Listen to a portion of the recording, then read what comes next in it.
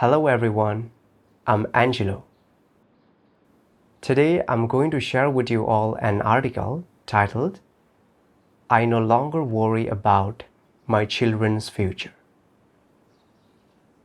The protagonist is his family's main breadwinner, and he thinks that as the pillar of his household, he should make more money to help his kids start their families and launch their careers. Later, he begins serving as a church leader. But his mind is still on making money, and he often worries about not being able to make money to buy a house and car for his son. How should man approach their responsibilities toward their families in accordance with the truth? What insights and gains does he achieve through reading God's words? Let's listen to his experience together. I was born into a poor farming family, and after graduating from middle school, I left home to seek work. Later on, I met my wife and we had kids. I was always a hard worker, but it was often difficult to make ends meet. When my brother-in-law heard about this, he hired me on to work the excavator on his team. In the ensuing years, I managed to make some money and was able to build a new house and lead a better life. I accepted God's last days gospel in 2013 and balanced my faith with my work. I thought I should make more money while I was young so that I could help my son get started later on. This was my responsibility as a father. Later on, I began serving as a group leader. And then in 2017, I was selected to serve as a watering deacon. However, I didn't really want to accept it because I knew it wouldn't be as easy as leading a small group. I would have to accommodate new believers' schedules for gatherings, and that would certainly influence my excavating income. If I didn't save up enough money, how could I help out my son going forward? After realizing all this, I rejected the duty. But afterward, I felt quite guilty. God had sacrificed so much to save us, and now when the church's work required my cooperation, all I could think about was making money to help out my son and didn't want to accept this duty. Would this not be hurtful to God? Realizing this, I knelt on the floor and prayed to God in repentance, promising that I wouldn't reject any more assignments. In 2018, my brothers and sisters voted for me to serve as church leader. I felt quite conflicted. Being a church leader that oversees the entirety of the work is a full-time duty. I wouldn't be able to save up money for my son's future, and then I wouldn't fulfill my responsibility as a father. But I also thought about how guilty I felt for rejecting an assignment in the past, so I took the duty. After becoming a church leader, I didn't have time to work the excavator job, so we relied on the money my wife made selling vegetables to get by. After graduating, my son got a job in a factory, which lightened our load. But when it came time for my son to get married, we still didn't have a house, a car, or any savings for him. What was I supposed to tell my son? I felt that I'd let him down. Sometimes, when he'd come back on a break, I'd make a really nice meal for him and show more care for his life to relieve some of my own guilt. In late August of 2023, my upper leader wanted to promote me to a duty away from home. So I discussed the matter with my wife. She asked me what I thought. I said, I don't want to go, because if I go, then you have to shoulder the burden of our family by yourself. Our daughter is still young, and our son still hasn't married. If I go, what will become of our family? My wife responded, saying, if we encounter problems, we can pray to God. Now that this duty has been assigned to you, you should have a submissive heart. I can take care of matters at home. Don't you worry. A few days later, the upper leader wrote to ask for people's evaluations of me, but I didn't ask the brothers and sisters to write them. I thought, I'm the man of my house. It is my responsibility to shoulder the burden of our household. My son is old enough to get married, but we still don't have a house, a car, or savings prepared for him. Our neighbors that have kids of the same age all have houses and cars prepared for their children. What if my son asks me why I don't provide for him when all these other parents provide for their children? What kind of father am I? I don't know how I will respond. What's more, my daughter has fallen ill, and I wouldn't be able to take care of her if I leave. Thinking of all this, I felt awful and didn't want to do my duty away from home.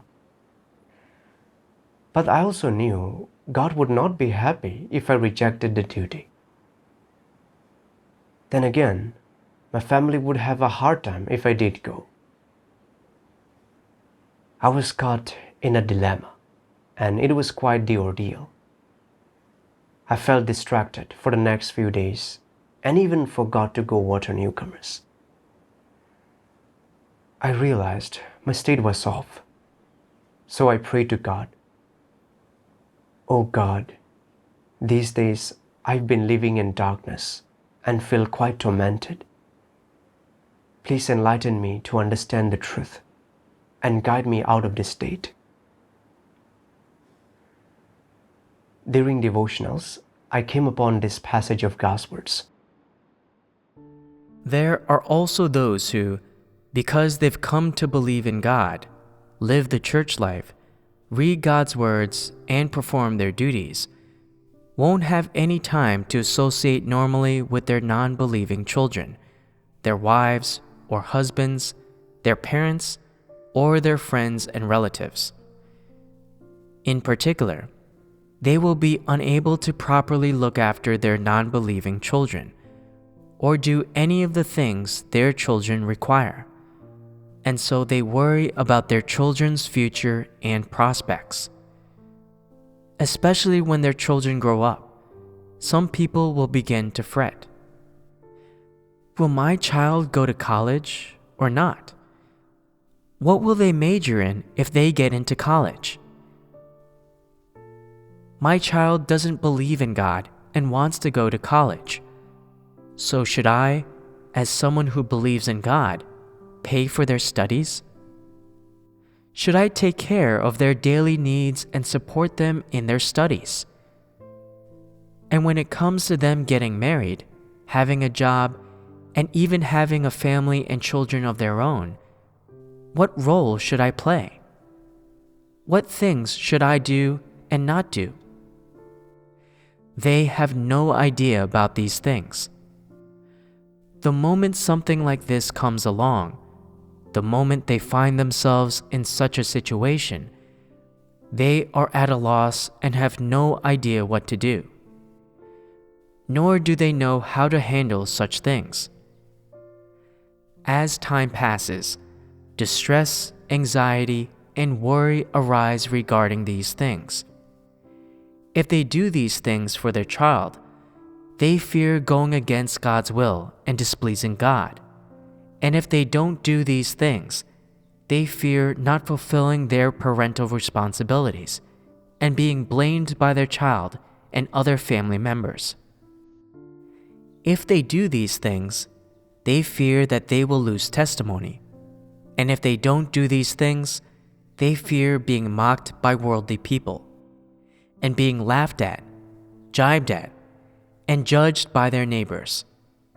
They fear dishonoring God, but they're also afraid of earning themselves a bad reputation and feeling so ashamed that they cannot show their face. As they vacillate around these things, distress, anxiety, and worry arise in their hearts. They feel distressed about not knowing what to do. They feel anxious about doing the wrong thing, no matter what they choose, and not knowing whether anything they do is appropriate.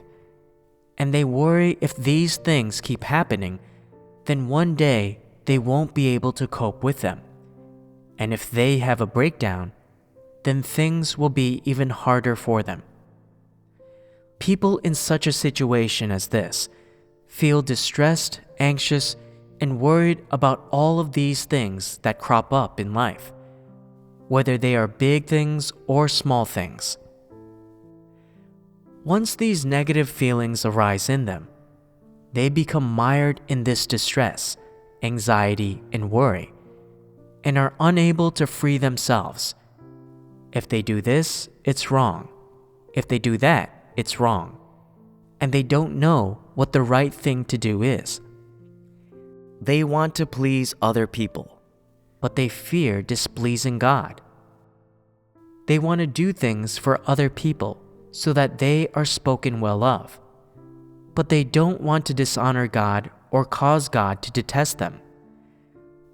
That is why they always become mired in these feelings of distress, anxiety, and worry. They feel distressed both for other people and for themselves. They feel anxious about things both for other people as well as for themselves. And they also worry about things for other people as well as for themselves. And so they become mired in a double difficulty from which they cannot escape.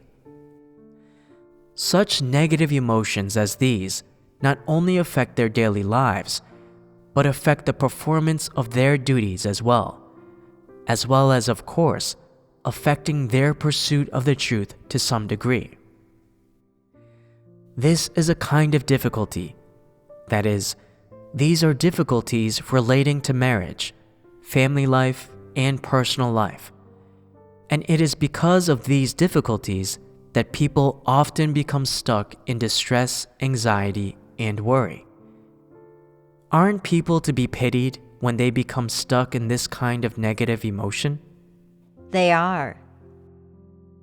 Are they to be pitied? You still say they are, showing that you are still very sympathetic toward them. When someone becomes mired in a negative emotion, regardless of what the background is to the arising of that negative emotion, what is the reason for its arising? Is it because of the environment?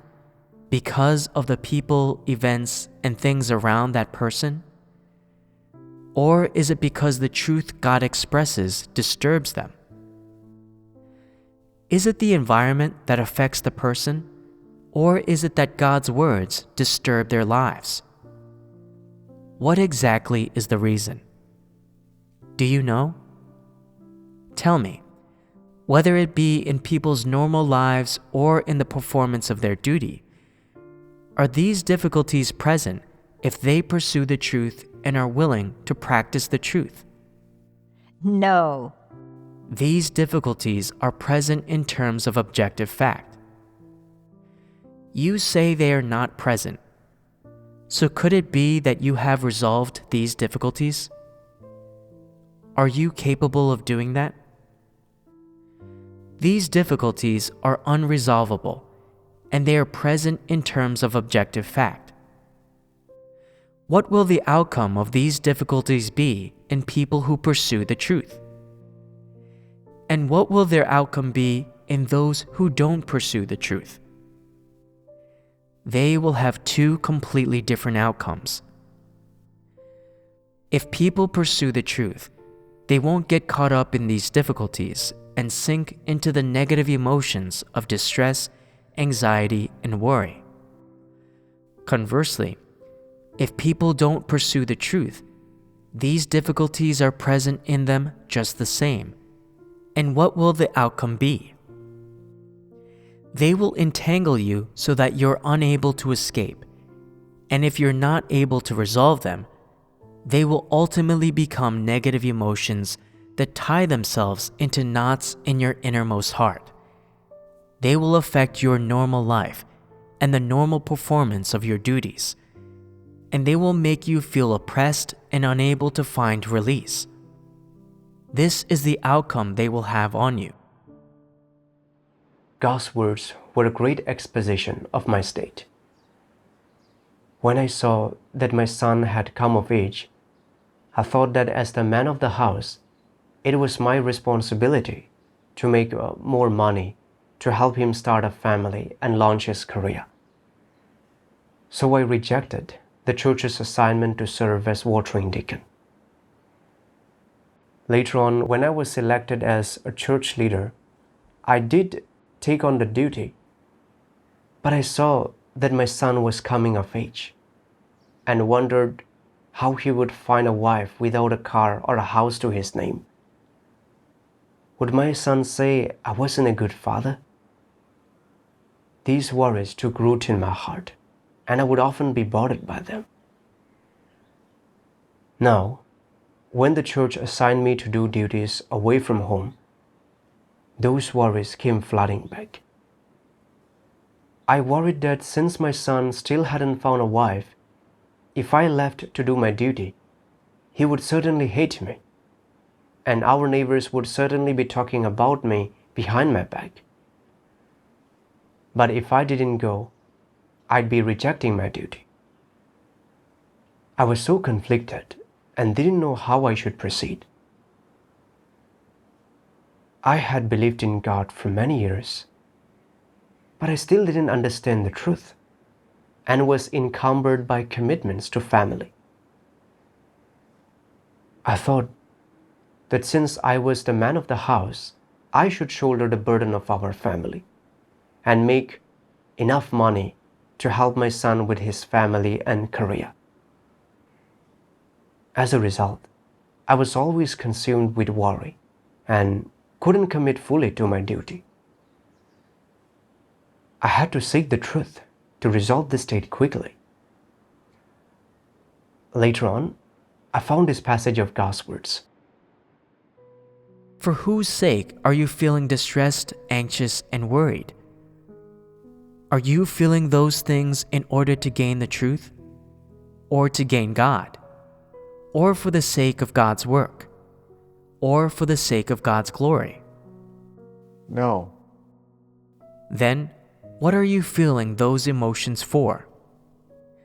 It's all for yourself, for your children, for your family, for your self-respect, for your reputation, for your future and prospects, for everything to do with yourself.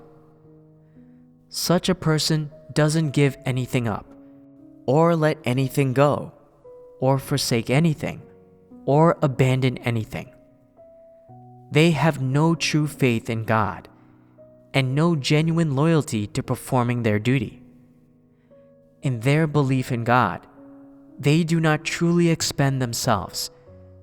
They just believe to get blessings, and believe in God only with a conviction to receive blessings. They're filled with faith in God, in God's work, and in God's promises.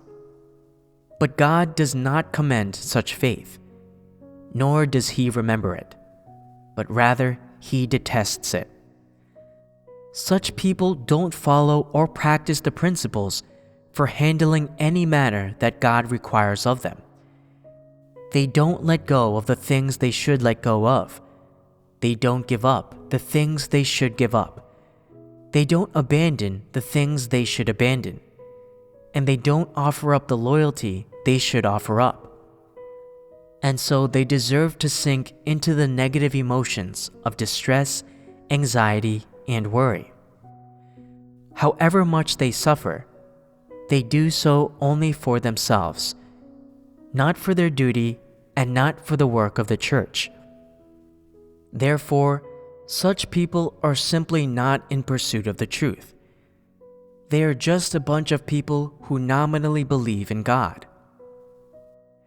They know exactly that this is the true way, but they don't practice it, nor do they follow it. Their faith is pitiable and cannot win God's approval, and God will not remember it. God's words exposed my state.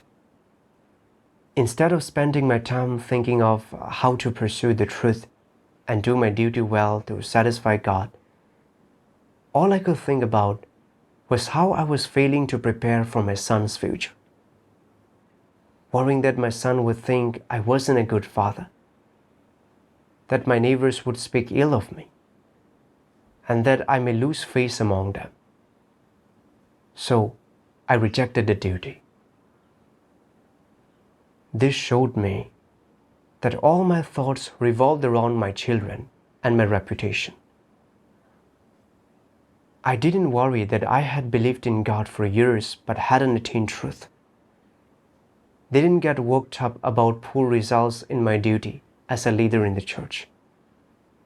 Felt no remorse for not submitting in my duty and rejecting the duty, which disappointed God. Yet I was always worrying about my family, my kids, and my reputation. I prioritized these things over doing my duty as a created being. It was by God's exaltation that I was able to do my duty as a leader, and God hoped that in the course of my duty, I would pursue the truth, achieve dispositional transformation, and attain God's salvation. And what did I want to do? I just wanted to be a good father and care for my kids and cultivate a good reputation. I clearly knew the church's work required my cooperation, but I didn't submit. I clearly knew that doing my duty as a created being was a bounden duty, but I rejected it. I rejected the duty of serving as a watering deacon and balked at the opportunity to be promoted just to make more money and be a good dad. I saw that my views on things were no different than a non-believer's, despite years of faith. I had no loyalty to my duty at all, and in God's eyes, I was a disbeliever. I thought of how, in order to save us, God had incarnated in the country of the great red dragon, which saw him as an enemy. He expressed truths to supply us, and in order to allow us to gain the truth, He had tirelessly watered and shepherded us in countless ways. Yet, I had rejected my duty for the sake of my children's future. I was truly devoid of any conscience or reason. When I realized this, I immediately felt ashamed and became less resistant to leaving home for my duty. Later on, I continued reflecting on myself. Why was it that every time I was assigned a duty, I failed to submit? What satanic poison was controlling me? I searched for relevant passages of God's words and found the following passage. These ideas of traditional culture, as well as men's social responsibilities and positioning in society, are a source of pressure and even humiliation, and also distort men's humanity, causing many men to feel fretful, depressed, and often on the verge of a breakdown whenever they are beset by difficulties. Why is this the case? Because they think that they are men, that men should earn money to support their family, that they should fulfill their responsibilities as men, and that men should not cry or be sad, and that men should not be unemployed, but should be pillars of society and the backbone of the family. Just as unbelievers say, men do not shed tears easily. A man should not have weaknesses nor any shortcomings. These ideas and views are caused by men being wrongly pigeonholed by moralists, as well as by them continually elevating men's status. These ideas and views not only subject men to all sorts of trouble, vexation, and anguish, but also become shackles within their minds, making their position, situation, and encounters in society increasingly awkward. If you want to rid yourself of these fetters, you must seek the truth, understand completely the essence of these ideas, and not act under the influence or control of these ideas of traditional culture. You should abandon and forsake them once and for all, and no longer view people and things and comport yourself and act according to the ideas and views of traditional culture, nor make any judgments and choices based on traditional culture, but rather view people and things, comport yourself and act according to the words of God and the truth principles. In this way, you will be walking on the right path and will be a true created being approved of by God. Otherwise, you will still be controlled by Satan, and you will keep living under Satan's power, and you will not be able to live in God's words. These are the facts of the matter.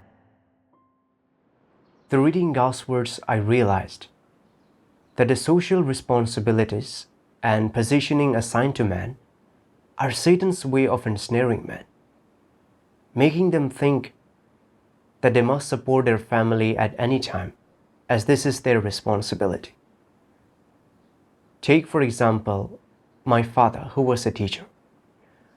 From an early age, he impressed these ideas upon me, telling me I would be the pillar of the family and would have to support everyone in the family.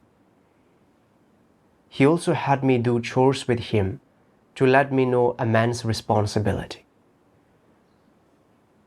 After getting married, I made my responsibilities as the man of the family my priority.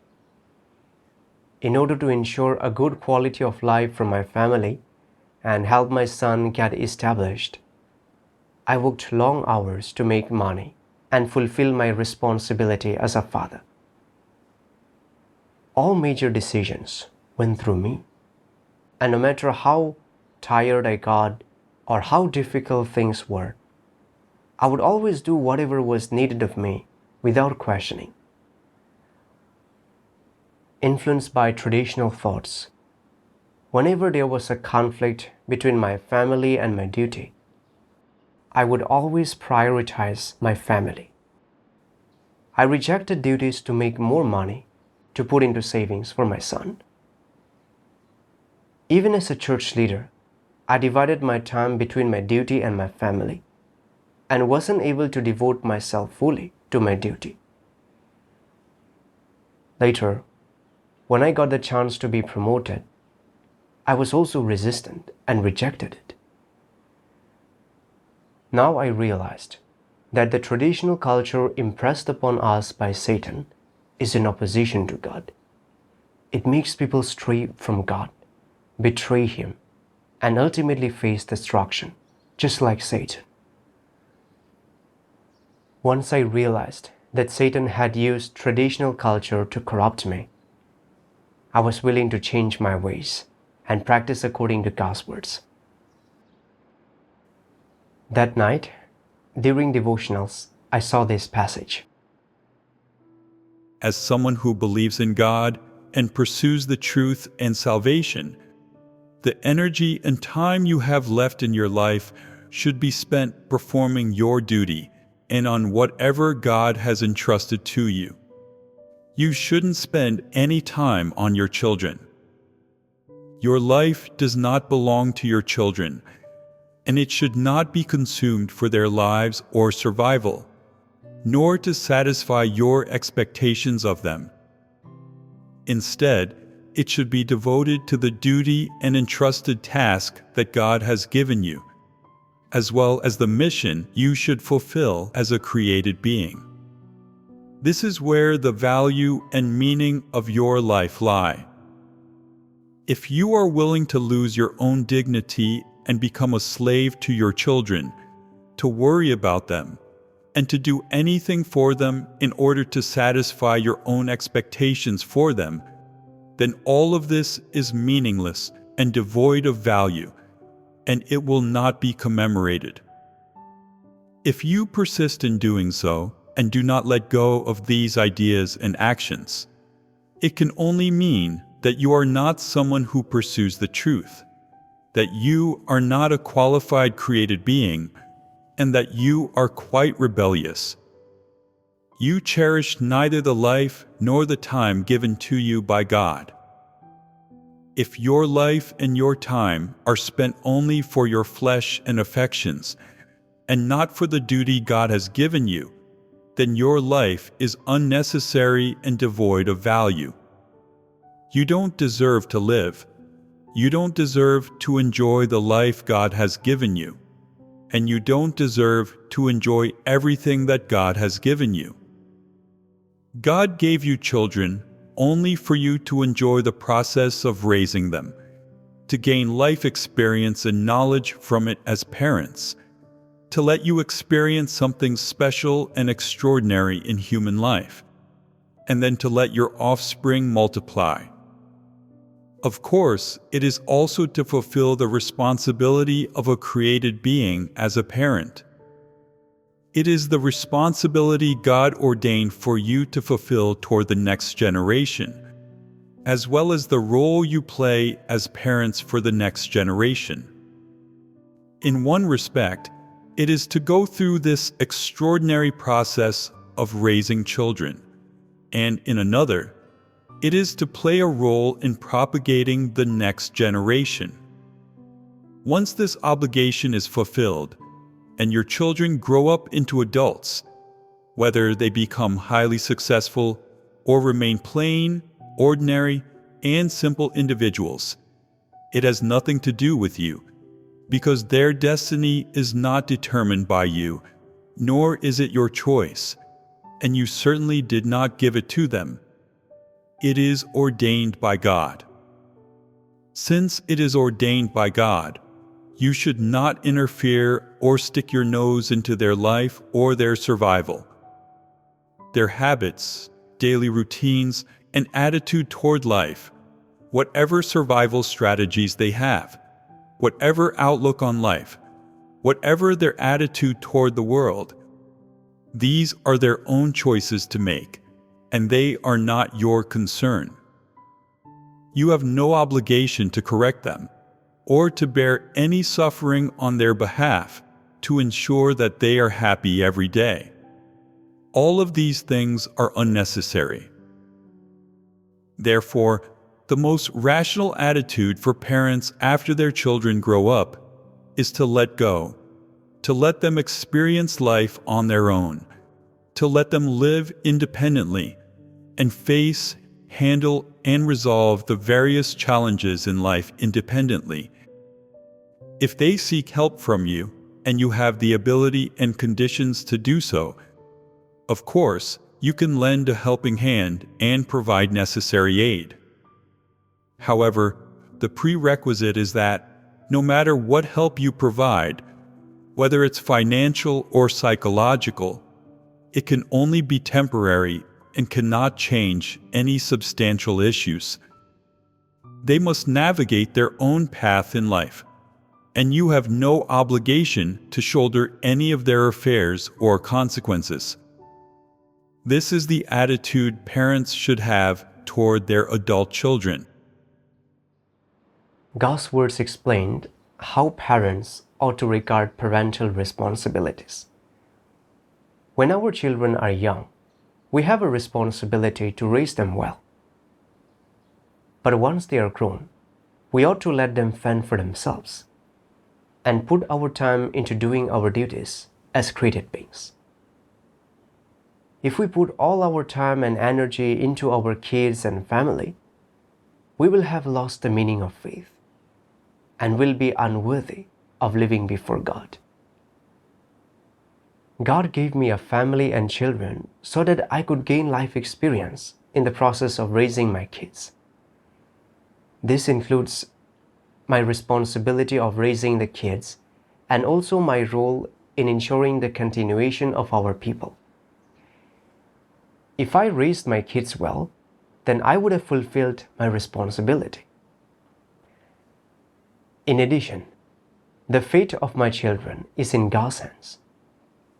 No matter how much I prepare for my children in material goods and wealth, I cannot change their fate. Some parents raise their children but are unable to help them start a family and career. But the kids still turn out fine. Conversely, some parents work hard to make money to help their kids establish themselves. But things still don't turn out as they wished. Take me, for example. My dad didn't leave me a house or money, but I still managed to get married. I also didn't give my son much money or property, but he still graduated, got a job, and is able to make money to take care of himself. My daughter might be sick, but her future is in God's hands, and I have no real control over that. I have a lot of responsibilities now as a leader in the church, but I still have many deficiencies and still have many truth principles to learn. So, I need to put more time into my duty, rely on God, and seek the truth in areas I lack understanding, and fellowship more with my partnered brother to do my duty well. When I was still balancing my time between my family and my duty, various family matters took up a lot of time and energy. Now that I've left home to do my duty, I'm in charge of several churches and am exposed to a lot of people and situations. These are all good opportunities to attain the truth. If I don't take the opportunity to gain the truth from these situations, I might not get another chance. I have so much work to do every day now. When I don't understand something, I pray to God, seek, and fellowship. In this kind of environment, I have many opportunities to draw close to God. I feel a sense of peace and ease, and no longer worry about my children. I thank God for the opportunity to perform this duty. I'll finish reading this article here. Perhaps you have reached some understanding or gained something from it. Feel free to leave a comment below. Thanks everyone for watching, and see you next time.